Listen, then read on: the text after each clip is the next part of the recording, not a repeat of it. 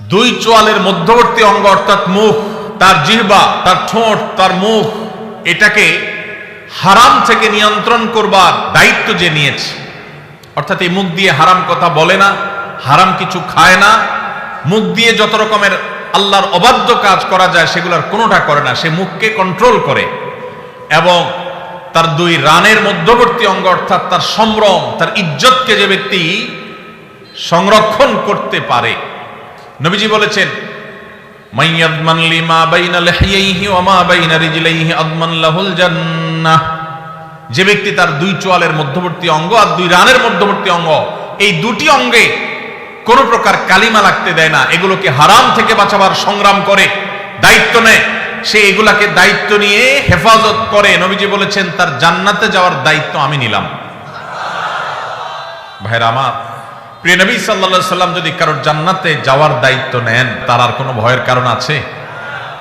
তার জান্নাতের পথ ঠেকাবার শক্তি কারোর আছে? এত বড় অফার, এত বড় সুসংবাদ অন্য কোন নেকামল করার ক্ষেত্রে সচরাচর পাওয়া যায় না। যুবক ভাইরা, যদি যৌবনের সময়টাকে কালিমা মুক্ত রাখবার সংগ্রামে আপনি জয়ী হতে পারেন, মনে রাখবেন এটা হলো আপনার সবচেয়ে বড় বীরত্ব, এটা হলো আপনার সবচেয়ে বড় বাহাদুরি, এটা হলো আপনার সবচেয়ে বড় পুরুষত্ব। কারণ আপনার মধ্যে কন্ট্রোলিং পাওয়ার আছে, নিয়ন্ত্রণ করবার ক্ষমতা আছে, যৌবনের তাড়না আছে, যৌবনের উচ্ছলতা আছে, যৌবনের স্পৃহা আছে, যৌবনের তাগাদা আছে।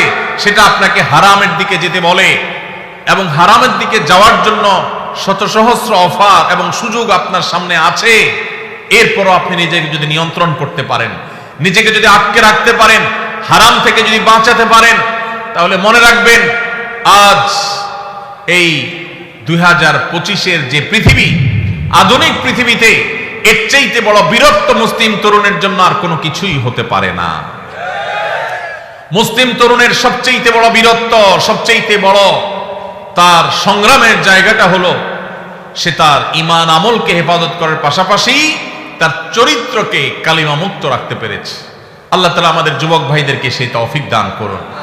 ভাইরা আমার, যদি আপনি এই কাজ করে এই সংগ্রামে যদি আপনি জয়ী হন, তৃতীয় যে পুরস্কার আপনার জন্য রয়েছে সেটি হলো, আমরা সবাই জানি কিয়ামতের ভয়াবহতম দিনে যে সকরুণ দৃশ্যের অবতারণা হবে, যে নির্মম দৃশ্য সেদিন আল্লাহ তাআলা সৃষ্টি করবেন, সেদিন প্রত্যেকটা মানুষ পাগল পোড়া হয়ে যাবে।